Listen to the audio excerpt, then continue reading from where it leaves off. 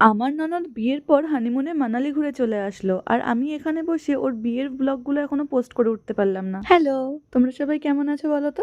আমি তো খুব ভালো আছি। আজ আমরা সবাই মিলে আবার ব্যারাকপুর যাচ্ছি। ওখানে পৌঁছে দেখি বুলটি আমার আগেই পৌঁছে গেছে ওদের নেল করতে। আমি এখানে একটা ফটো অ্যাটাচ করে দিলাম যে ব্রাইড কিরকম নেল করেছিল। আমি সেরকম ভাবে কোনো ভিডিও ক্লিপ নিতে পারিনি, কারণ সেদিন আমি প্রচন্ড ব্যস্ত ছিলাম। আর এখন আমরা নাচতে নাচতে যাচ্ছি কুমোর বাড়িতে। দেখো, আমি যতটা বুঝতে পেরেছি তোমাদেরকেও সেভাবে বোঝানোর চেষ্টা করছি। আমরা যেরকম জল সইতে যাওয়ার সময় ব্রাহ্মণ বাড়িতে যাই স্ত্রী আনতে, এটাও সেরকমই একটা বিহারি রিচুয়ালস। এটাকে বলভদ্র এরকমই কিছু একটা বলে, আমি ঠিকঠাক নামটা হয়তো বলতে পারছি না। আমরা দেবতা আনতে যাচ্ছিলাম কুমোর বাড়িতে।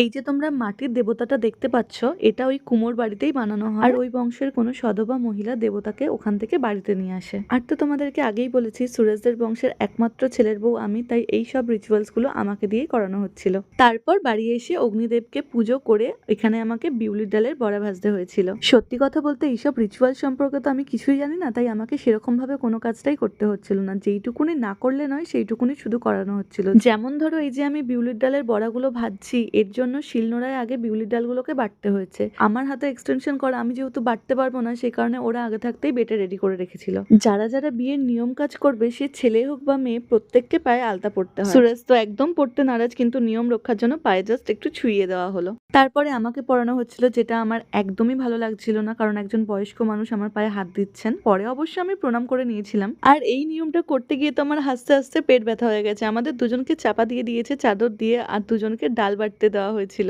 আগেই বলেছি, পুরো ডাল ওরাই বেটে রেখেছিল। যেইটুকুনি না করলেই নয় সেইটুকুনি আমাকে দিয়ে করিয়েছিল। পুরো ডালটা আমিই বেটেছি। সুরজ কতটা কি করেছে সেটা তো তোমরা দেখতেই পাচ্ছ। বিয়েতে যাতে কোনো ঝড়ঝাপটা না আসে আর পূর্বপুরুষদের উৎসর্গ করে এই নিয়মগুলো করানো হয়েছিল আমাদের। এদিকে আমার নিয়ম কানুন করতে করতে রাত 9টা বেজে গেছিল। আমাদেরকে আবার রাতে বাড়িও ফিরতে হতো। আর দুজন মেহেন্দি আর্টিস্ট তখন দিদিভাই আর ব্রাইডের মেহেন্দি করতে ব্যস্ত। অগত্যা লেট হয়ে যাচ্ছে বলে দুই ননদ মিলে আমার হাতে মেহেন্দি করতে বসলো। হ্যাঁ, জানি মেহেন্দিটা পারফেক্ট হয়নি, কিন্তু বিশ্বাস করো, কেউ যদি আমার জন্য একটুখানি করারও চেষ্টা করে, সেটা আমার জন্য অনেক বড় ব্যাপার। দেখা হচ্ছে আবার কালকে। আজকের মতো বাই।